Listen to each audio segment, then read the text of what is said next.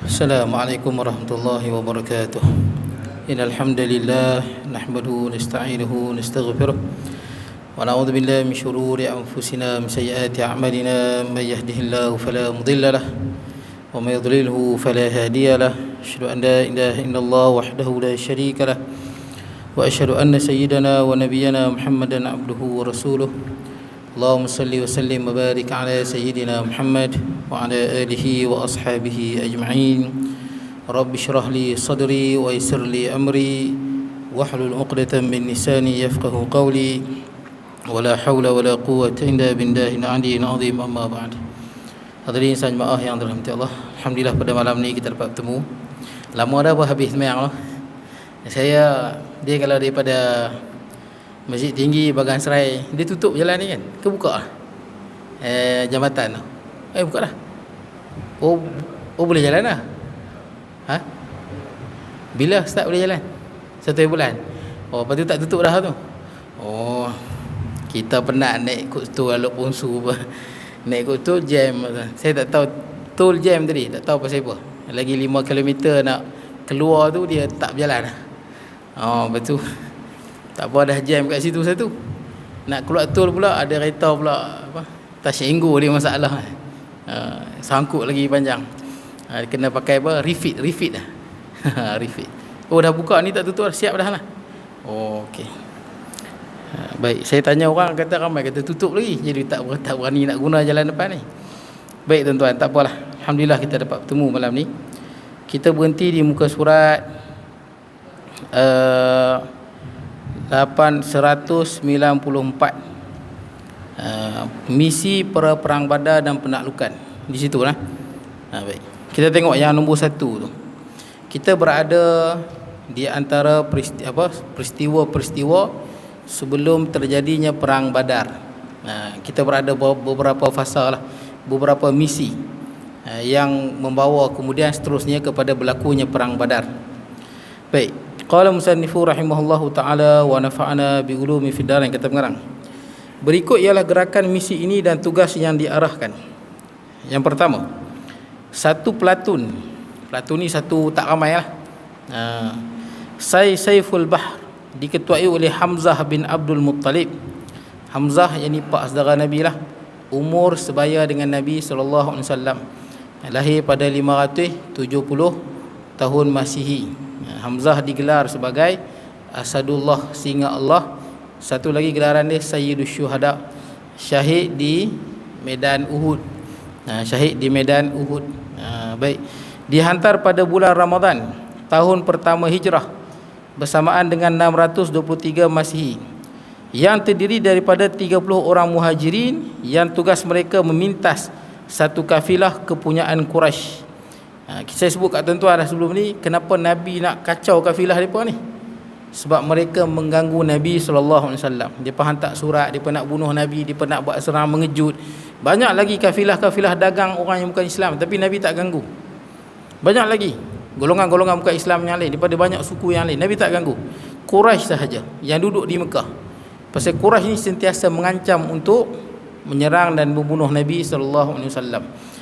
Kemudian kafilah itu terdiri daripada seramai 300 orang, termasuk Abu Jahal bin Hisham. Abu Jahal, nama betul dia apa? Amr bin Hisham. Amr bin Hisham. Kedua-dua pasukan itu bertemu di antara satu dengan yang lain dan bersedia untuk bertarung. Nak berperang ni, dah bertemu, hampir-hampir berperang.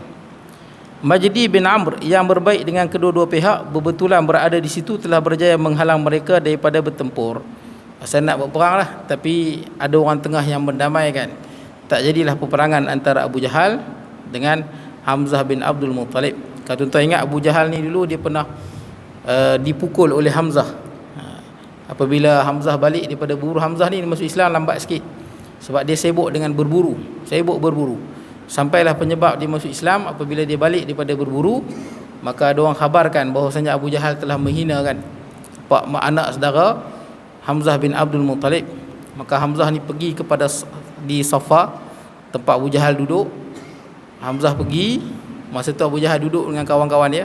Hamzah tak tanya banyak terus ambil busur panah ketuk atas kepala Abu Jahal sampai berdarah. Terus Hamzah isytiharkan dia masuk Islam. Semenjak pada itulah. Baik, jadi di sini tak jadi perang lah antara Hamzah dengan Abu Jahal. Pada peristiwa itu Nabi SAW mengurniakan panji-panji pertama dalam sejarah Islam. Panji-panji ni bendera. Zaman dulu kalau perang bendera tak boleh jatuh. Itu penting tu. Dan panji-panji dia berwarna putih, bukan hitam lah. Kebanyakan peperangan tuan-tuan tengok bendera Nabi berwarna putih. Bendera Nabi. Dan diserahkan kepada Kinas bin Husain Al-Ghanawi untuk dibawa bersama. Dia penting tu, panji-panji tu. Sebab tu dalam peperangan Mu'tah, bila jatuh Hamzah bin Abdul Muttalib, jatuh panji-panji, dipegang, orang potong tangan, jatuh, dipegang dengan tangan kan kiri pula. Dipotong tangan kiri dia, dikepit di dada dia. Sebab bendera tu tak boleh jatuh. Dan orang yang pegang bendera ni, dialah yang paling berbahaya sekali. Pasal musuh akan attack dia. Kalau zaman sekarang ni, sniper lah. Sniper akan tembak siapa. Saya pernah sembang dengan orang apa, tentera dulu, veteran-veteran. Dia kata kalau apa, biasanya sniper-sniper musuh ni, dia akan tembak orang yang bawa GPNG, machine gun yang berantai tu. Sniper akan tembak yang tu dulu. Sebab tu dia kuat, tembak orang macam tu kan. Sniper musuh akan tembak yang tu dulu. Ini kalau zaman dulu yang pegang bendera tu, tengah lawan, yang pegang bendera tu musuh akan cari tu dulu. Itu yang peperangan Mu'tah, Zaid bin Harisah syahid, Ja'far syahid, Abdullah bin Rawah syahid. Yang ni Nabi bagi berwarna putih. Baik, kemudian, dan ni peristiwa yang pertama Nabi bagi lah. Peristiwa yang pertama Nabi dah bagi dah bendera. Yang kedua, dalam bulan Syawal tahun pertama Hijrah, bersamaan bulan April 623 Masihi, tahun Masih, Rasulullah SAW menghantar Ubaidah bin Haris bin Al-Muttalib. Yang ni macam tak terkenal sangat, tapi ni sepupu Nabi ni. Selalu kita bila sebut sepupu Nabi, kita ingat siapa? Sayyidina Ali. Betul lah, sepupu Nabi. Yang ni pun sepupu Nabi, tapi dia jauh sikit. Ubaidah bin Haris bin Al-Muttalib. Yang ni juga pahlawan Islam yang cukup handal. Dan tuan-tuan kalau ingat balik masa peperangan nanti, perangan Badar ni, masa apa? Sebelum berlaku perang Badar, dulu-dulu sebelum perang, dia akan ajak lawan apa? One by one. Itu dulu-dulu punya perang.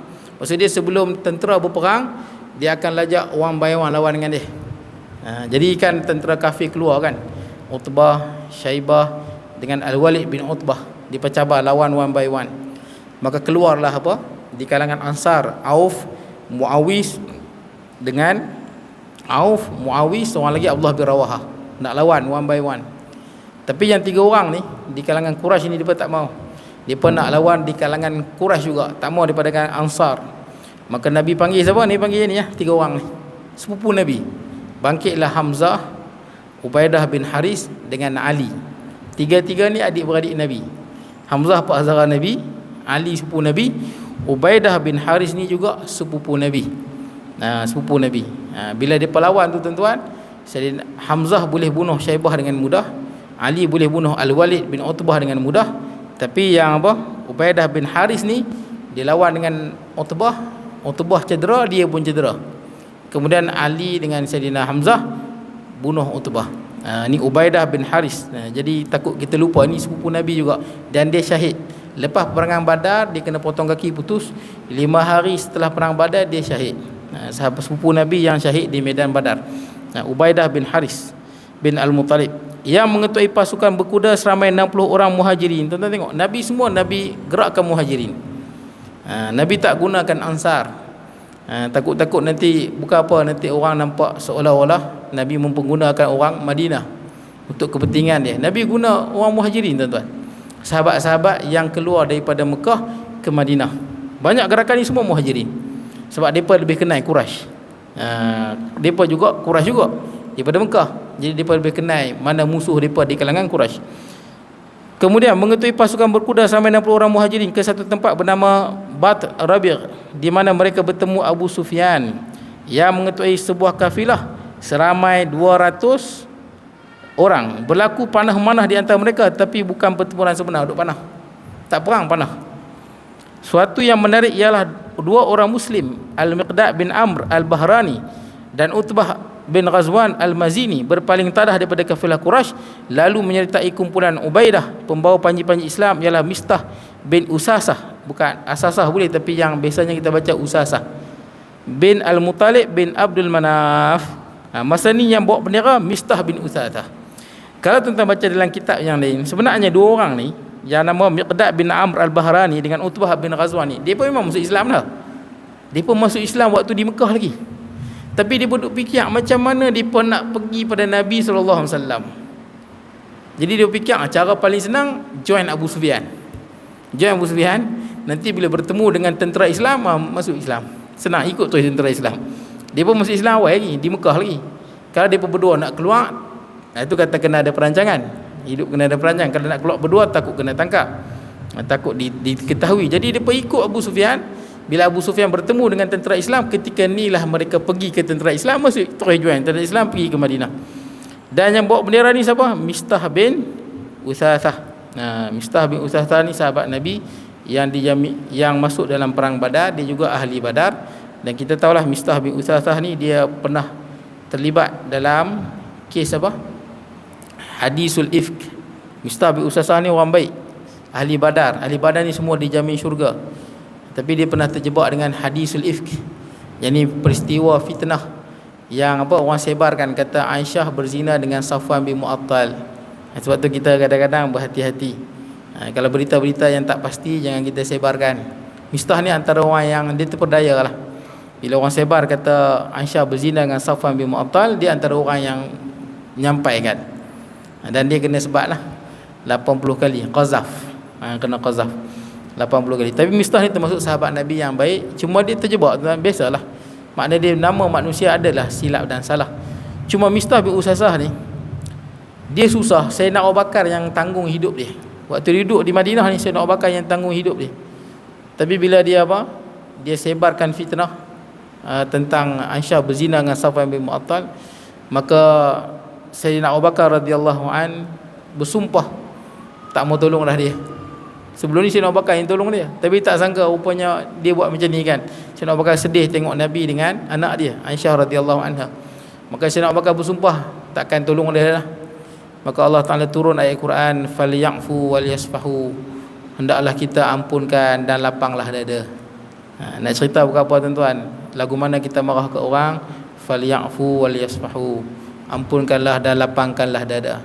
Ala tuhibbuna ay yaghfirallahu lakum, tidakkah kita suka Allah ampunkan kita? Kalau tuan-tuan suka Allah ampunkan kita, maafkan kita, belajar maafkan orang. Baru tuan-tuan, baru dia Mistah bin Uthathah ni fitnah, menyebarkan fitnah, tapi Allah Ta'ala suruh ampunkan. Ni Mistah bin Uthathah. Tapi ni sahabat Nabi yang jamin syurga lah, ahli Badar. Kemudian dalam bulan Zulqaidah tahun pertama bersama bulan Mei 623 Masih, Nabi menghantar pula Sa'ad bin Abi Waqqas. Sa'ad juga dia ada kaitan juga dengan Nabi, jauh sikit. Pak saudara pergi belah mak Nabi, mengetuai pasukan berkuda seramai 20 orang. Sa'ad bin Abi Waqqas orang yang keempat masuk Islam. Ada riwayat kata dia yang ketiga, ada yang kata keempat, ada yang kata yang ketujuh. Dan dia masuk Islam umur dia 17 tahun. Pemuda 17 tahun dia masuk Islam, Sa'ad bin Abi Waqqas. Dan termasuk dalam sahabat Nabi Al-Mubasysyirin Nabil Jannah, 10 orang yang dijamin syurga, Sa'ad bin Abi Waqqas.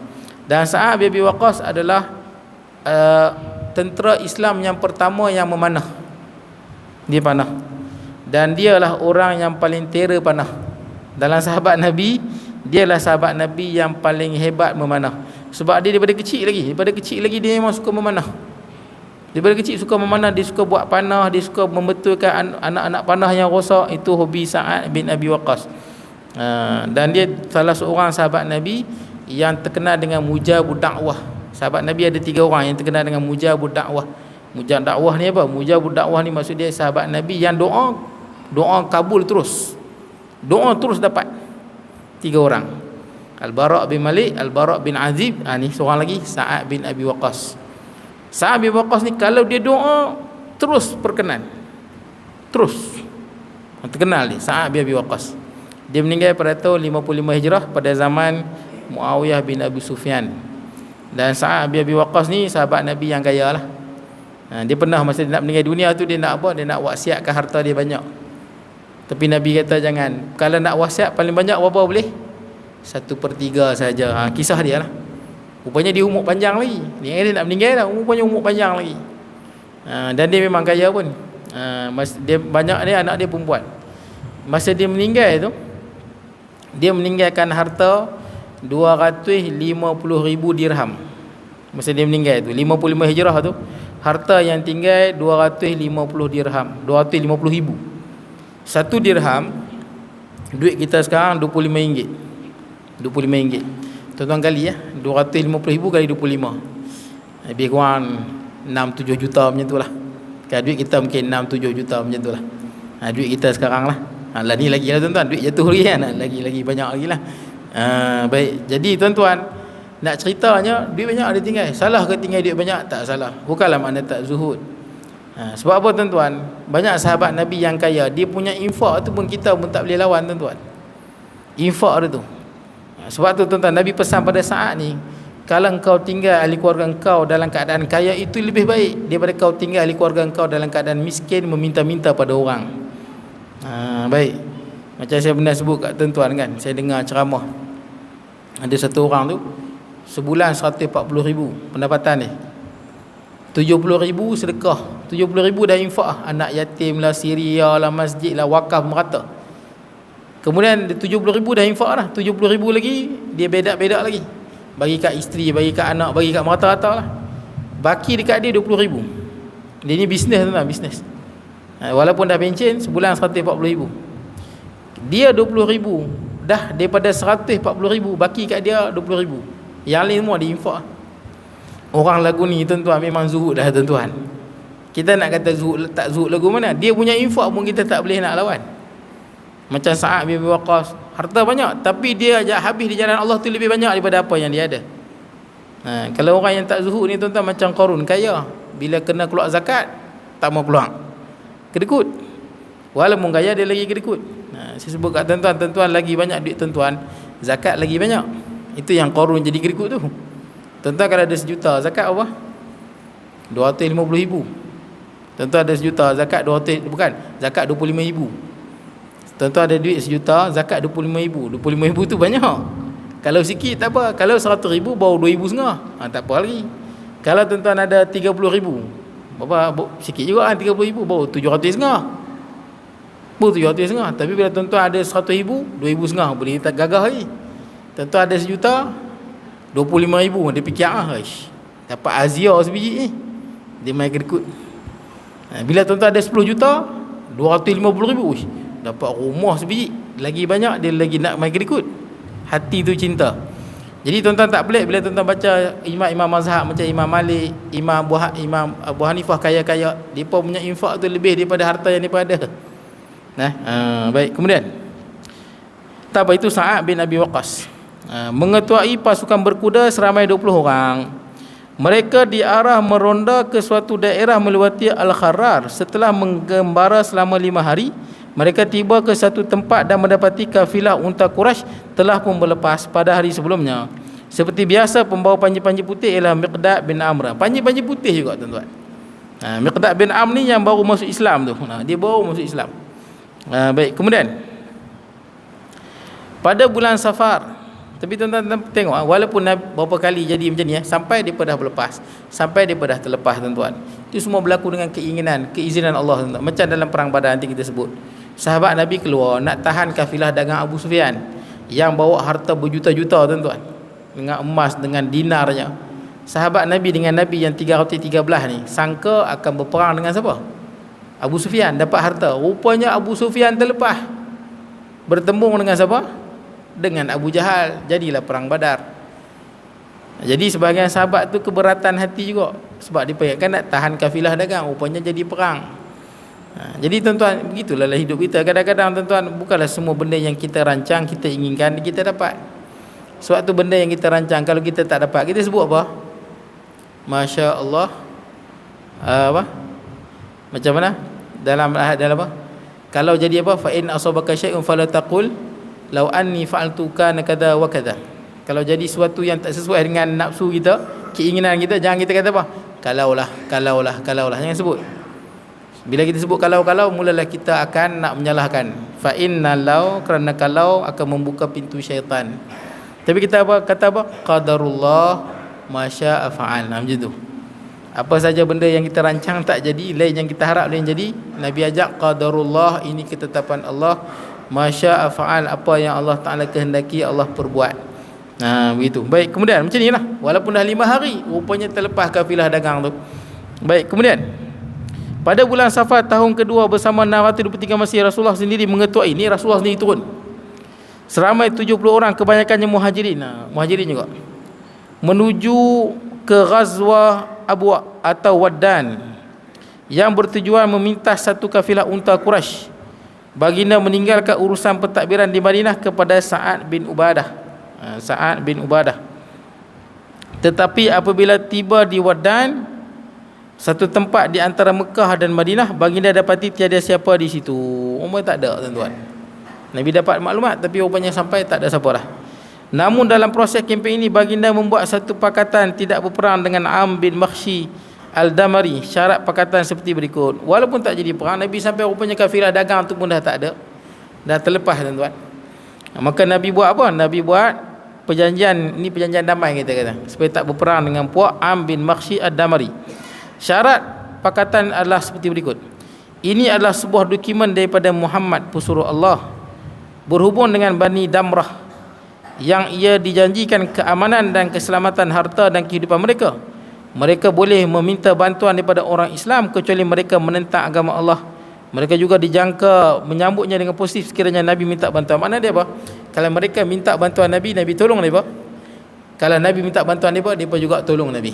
Ini perjanjian damai, saling menjamin keamanan. Ini merupakan pelenggaran pertama di bawah pimpinan pesuruh Allah. Ia mengambil masa selama 15 hari dengan panji-panji putih dibawa oleh Hamzah bin Abdul Muttalib. Masa ni Nabi ketua, yang bawa bendera adalah Hamzah bin Abdul Muttalib. Maksud ni, ini kali pertama Nabi sendiri turun. Nabi sendiri turun tapi tak jadi perang pun, tak jumpa pun kafilah dagang tu. Sebab tu kita dalam hidup, kalau kita rancang tak dapat, biasalah, tuan-tuan. Biasa. Yang penting kita dah usaha, tuan-tuan. Ni Nabi dah usaha, tuan-tuan, tapi tak jadi juga. Allah Ta'ala lebih mengetahui apa yang terbaik bagi hamba dia. Baik, kemudian yang kelima, pelanggaran buas berlaku pada bulan Rabiul Awal tahun kedua Hijrah bersamaan dengan 623 tahun Masihi. Nabi SAW mengetuai seramai 200 orang sahabat bergerak ke Buat untuk meminta satu kafilah Quraisy mengandungi 100 orang dan 2,500 ekor unta. Ni jumlah besar. Kalau lah ni unta kita kata 5,000, tuan-tuan kali ya, 2,500 ekor unta. Ni nilai dia juta, tuan-tuan. Nilai dia juta, puluhan juta nilai dia. Di antara yang menyertai kafilah itu ialah Umayyah bin Khalaf. Umayyah bin Khalaf ni daripada suku Bani Jumah. Siapa Umayyah bin Khalaf? Tuan kepada siapa? Tuan kepada Bilal. Tuan kepada Bilal. Bilal, dia ni yang seksa Bilal teruk tu, Umayyah bin Khalaf.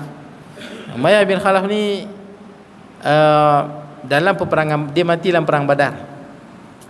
Dia asalnya dia tak mati, dia kena tawan. Umayyah bin Khalaf ni kena tawan dalam perang Badar. Yang tawan dia adalah Uthman bin Affan. Sahabat Nabi Uthman bin Affan ni kawan baik dia. Uthman bin Affan kawan baik Umayyah bin Khalaf, sama-sama businessman, orang kaya lah. Uthman bin Affan tawan dia dengan anak dia. Anak dia nama Ali bin Umayyah dengan Umayyah bin Khalaf. Bila Sayyidina Osman tawan dia bawa pada Nabi, belum sampai pada Nabi, Bilal nampak Umayyah bin Khalaf. Maka Bilal kata dia takkan selamat selagi mana Umayyah hidup. Maka Bilal panggil orang Islam serang Umayyah. Dan Umayyah matilah.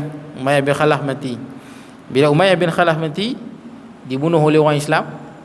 Maka anak dia seorang nama Safwan bin Umayyah, barulah Safwan menjadi penentang Nabi yang sangat hebatlah. Tidak, dia tak tentang Nabi, tapi disebabkan ayah dia dengan adik dia Ali bin Umayyah mati, maka Safwan bin Umayyah pula bangkit mengganti ayah dia melawan Nabi SAW. Tapi last sekali Safwan bin Umayyah masuk Islam. Tuan-tuan tengok, orang yang menentang Nabi ni Umayyah bin Khalaf, kuat menentang Nabi, anak dia masuk Islam, pembela Nabi lagi. Umayyah, Safwan bin Umayyah. Sama Abu Jahal, kuat lawan Nabi, anak dia pembela masuk Islam pula, Ikrimah bin Abu Jahal. Siapa lagi? Al-Walid bin Mughirah, jahat, menentang Nabi, tapi anak dia pahlawan Nabi, pahlawan yang cukup hebat, Khalid Al-Walid. Khalid al-Walid, bapa dia tu kuat menentang Nabi tu. Termasuk dalam cerita surah Al-Mudaththir tu, yang dihina Nabi, dia kata innahu fakkara wa qaddar faqutila kaifa qaddar summa nadhar summa abasa wa basar. Cerita berkenaan Al-Walid bin Mughirah, dia yang suruh kata Nabi Muhammad ni tukang sihir. Ya. Tapi anak dia Saifullahil Maslul, pedang Allah yang terhunus. Nak cerita apa tuan-tuan? Iman tak diwarisi lah, itulah. Tak semestinya bapa dia jahat, anak dia apa? Anak dia jahat. Tak semestinya bapa dia baik, Nabi Nuh baik, anak dia kufur, Kanaan. Baik, kemudian Umayyah bin Khalaf, apabila baginda tiba di Buas, kafilah itu telah pun berlepas. Nampak? Berapa kali tuan-tuan Nabi sampai terlepas. Tapi yang menariknya, Nabi tak ada lah Nabi putus asa ke tuan-tuan, bedak ke, benda ni tak ada dalam kamu orang Islam tuan-tuan. Kecewa ke tuan-tuan. Berapa kali tuan-tuan tengok terlepas. Nanti perang Badar pun terlepas. Abu Sufyan terlepas. Dia dapat melarikan diri sampai jadi perang Badar. Baik, kemudian apabila baginda tiba di Buas, kafilah itu telah pun terlepas. Baik, kemudian sebelum meninggalkan Madinah, baginda memberi mandat kepada Sa'ad bin Mu'az menjalani urusan sehingga baginda pulang. Maksud dia baginda serahkan pentadbiran Madinah pada Sa'ad bin Mu'az. Tadi pada Sa'ad bin Ubadah kan, ini pada Sa'ad bin Mu'az. Jadi benda ni biasalah tuan-tuan. Bila Nabi keluar, Nabi akan serah siapa yang urus Madinah. Macam dalam perang Tabuk, Nabi serah kepada Muhammad bin Maslamah, dia ada pengganti. Nabi keluar perang, dia ada seorang yang ganti Nabi, yang pengganti mentadbir Madinah, menjaga keamanan. Baik, kemudian yang keenam, pelanggaran Safwan berlaku pada Rabiul Awal tahun kedua Hijrah bersama dengan 623 Masihi. Apabila Khas bin Jabir, ketua kumpulan orang kafir, menyerang padang Ragut Madinah. Yang ni yang ustaz nak jadi perang Badar ni. Dia pemain serang. Yakni kafir Quraisy, dia main serang Madinah terus. Kita tak pergi serang Mekah lagi. Umat Islam tak pergi serang. Tentera Quraisy pergi serang umat Islam di Madinah, dia pergi serang. Berlaku pada bulan Rabiul Awal tahun kedua Hijrah. Memang nak perang dah. Sebab perang Badar bila? Bulan Ramadan tahun kedua Hijrah. Ni provokasi ni yang paling hebat lah, pasal dia pemain serang terus. Baik, tahun bersamaan 623 tahun masih, apabila Khars bin Jabir, ketua sekumpulan orang kafir, menyerang padang Ragut Madinah dan merampas beberapa ekor binatang ternakan. Manakala Nabi SAW mengetuai tentera Islam seramai 70 orang meninggalkan Madinah untuk menentang penceroboh tersebut. Baginda bergerak mencari mereka sehingga tiba ke satu tempat bernama Safwan dekat Badar, tetapi tidak dapat mengejar mereka. Serangan ini dikenali sebagai pelanggaran Badar yang pertama. Semasa ketiadaan baginda Madinah ditakbir oleh Zaid bin Harisah, sementara panji-panji pengenalan berwarna putih. Putih lagi tuan-tuan, semua putih. Jadi orang kata bendera hitam, ISIS tak sama dengan Nabi. Nabi putih. Bendera Nabi warna putih. Diamanahkan kepada Ali bin Abi Talib. Jadi nak cerita kali ni dia berani sungguh. Penduduk orang kafir Quraisy Mekah ni sanggup bergerak travel 500 kilo nak pergi serang bak kacau di Madinah. Baik, jadi depa rampas apa ekor binatang dan depa kalau dalam sebahagian riwayat disebut bukan sekadar rampas, malah dibunuh apa orang, dibunuh. Sebahagian kitab disebut bukan sekadar dia datang serang, dia ambil haiwan ternak, malah dia bunuh beberapa orang di Madinah, baru depa lari balik. Nabi kejar sampai di Safwan dekat dengan Badar, tapi bila Nabi sampai tengok depa pun dah lari dah lah. Dan Nabi serah Madinah pada Zaid bin Harisah. Siapa Zaid bin Harisah ni? Zaid bin Harisah anak angkat Nabi. Ini hadiah yang Khadijah bagi. Khadijah binti Khuwailid, isteri Nabi yang Nabi paling sayang lah. Dia bagi hadiah kat Nabi seorang hamba namanya Zaid bin Harisah. Bagi hadiah aja. Dan walaupun Zaid bin Harisah ni hamba, Nabi tak layan dia macam hamba, Nabi layan dia macam anak Nabi sendiri. Nabi sayang sungguh dia. Walaupun dia hamba Nabi layan dia macam anak Nabi. Sampailah keluarga Zaid bin Harisah ni datang daripada luar Mekah, mai ke Mekah nak bebaskan Zaid, nak bayar kat Nabi SAW. Berapa pun dia pun nak bebaskan Zaid bin Harisah. Nabi SAW kata apa? Nabi kata pergi jumpa Zaid bin Harisah, tanya dia nak yang mana. Kalau dipilih kamu ambil free je, tak perlu bayar tebusan pun. Kalau dipilih yang lain kena ikut pilihan dia lah. Maka keluarga dia, ayah dengan ibu dia, jumpa Zaid bin Harisah, minta Zaid buat pilihan. Maka Zaid memilih Nabi Muhammad sallallahu alaihi wasallam. Disebabkan itulah orang panggil apa? Zaid bin Muhammad. Asalnya Zaid bin Harisah, tapi disebabkan dia memilih Nabi Muhammad lebih daripada ayah dia. Sayang pada Nabi Muhammad tu. Memang betul pun, tuan-tuan kena sayang Nabi lebih pada mak dan ayah, betul. Siapa yang sayang mak dan ayah lebih pada Nabi, iman dia tak sempurna. Kena sayang Allah dan Rasul lebih daripada ibu bapa sekalipun. Jadi Zaid ni dia utamakan Nabi, dia pilih Nabi. Maka para sahabat semua panggil Zaid bin Muhammad, Zaid anak Muhammad. Maka Allah Ta'ala tegur, tak boleh. Walaupun Nabi Muhammad tu insan yang mulia, tapi bab nasab tak boleh. Tak boleh kita suka-suka bin orang lain pada kita, tak boleh. Rosak nasab. Turun ayat Quran, ud'uhum li abaihim huwa aqsatu indallah. Panggillah mereka dengan nama bapa-bapa mereka.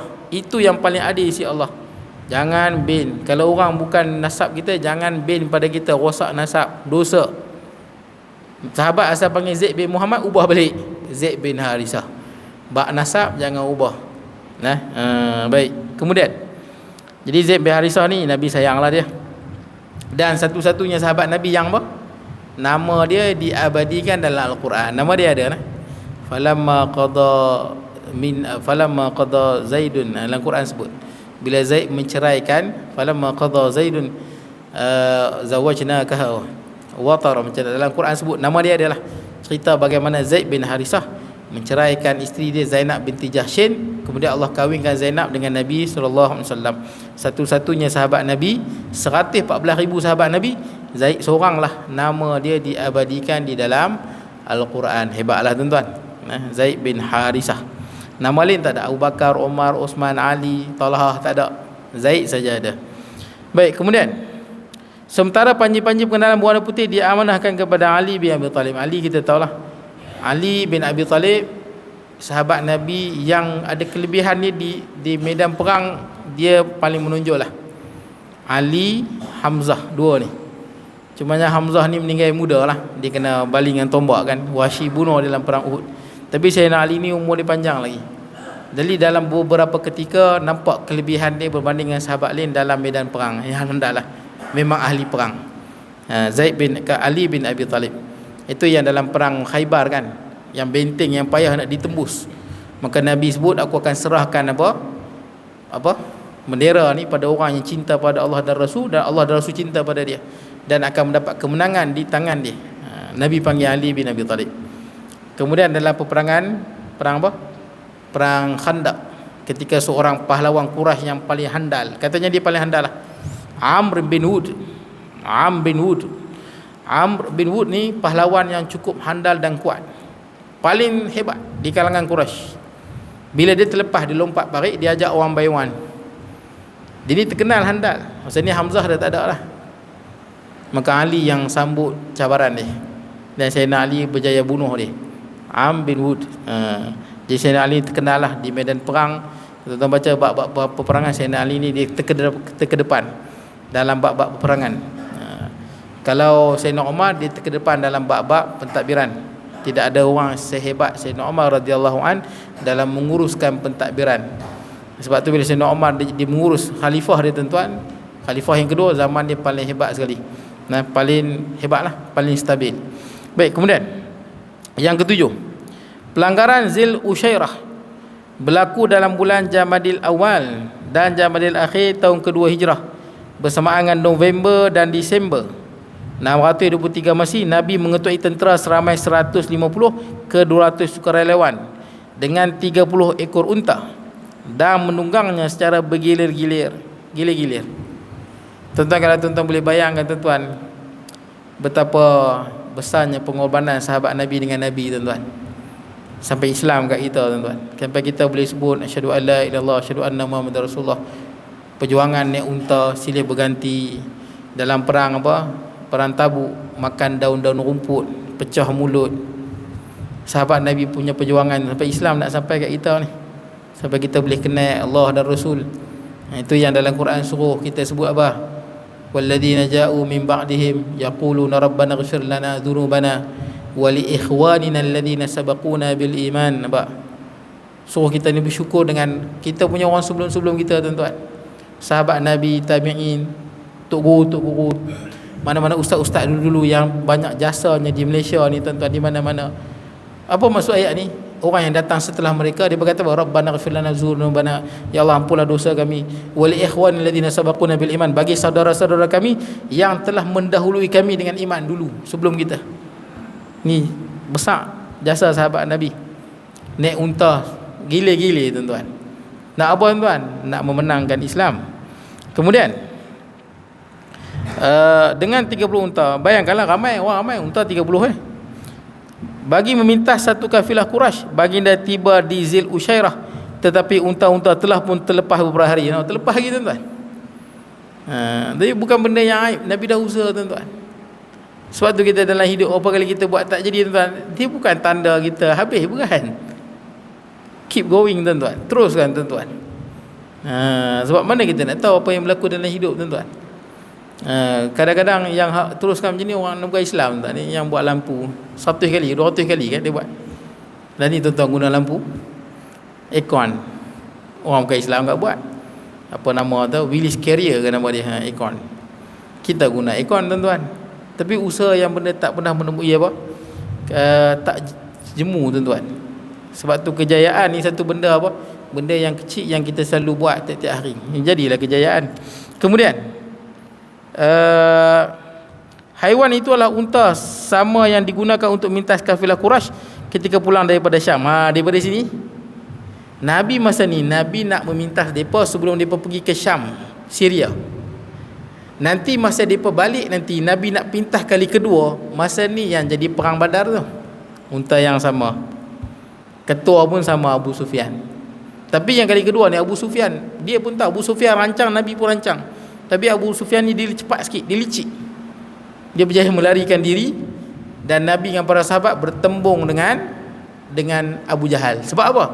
Abu Sufyan hantar surat ke Abu Jahal, kumpulkan tentera paling kuat, datang. Jadi Nabi dengan para sahabat patutnya nak bertemu dengan Abu Sufyan, dengan kafilah dagang yang balik daripada Syria, rupanya bertemu dengan Abu Jahal. Jadilah perang Badar. Kemudian, dan ia merupakan faktor yang menyebabkan meletusnya perang Badar. Dalam kempen ini Nabi SAW mendatangani tanda tangan tuan-tuan. Pakatan tidak menyerang dengan Bani Mudallis dan sekutunya Bani Dumrah. Abu Salamah bin Abdul Asad Al-Makhzumi diberi mandat menguruskan pentadbiran Madinah semasa ketiadaan baginda. Masa ni Abu Salamah pula tuan-tuan yang pegang pentadbiran Madinah. Baik. Walaupun tuan-tuan Nabi tak bertemu dengan kafilah dagang, ada kebaikan di sebaliknya. Apa kebaikannya? Kebaikannya Nabi ada perjanjian damai dengan suku yang lain. Jadi lagi banyak Nabi jumpa. Sebelum ni Nabi ada perjanjian damai. Jadi bila Nabi banyak perjanjian damai, banyaklah perjanjian damai di sekeliling Madinah tu yang berdamai dengan Nabi SAW. Maknanya dia Quraisy tak boleh suka-suka lintas kawasan tu. Pasal apa? Kebanyakan suku di situ walaupun bukan Islam, semua ada perjanjian damai dengan Nabi Muhammad sallallahu alaihi wasallam. Dia kebaikan ni lah. Baik. Kemudian abang 46.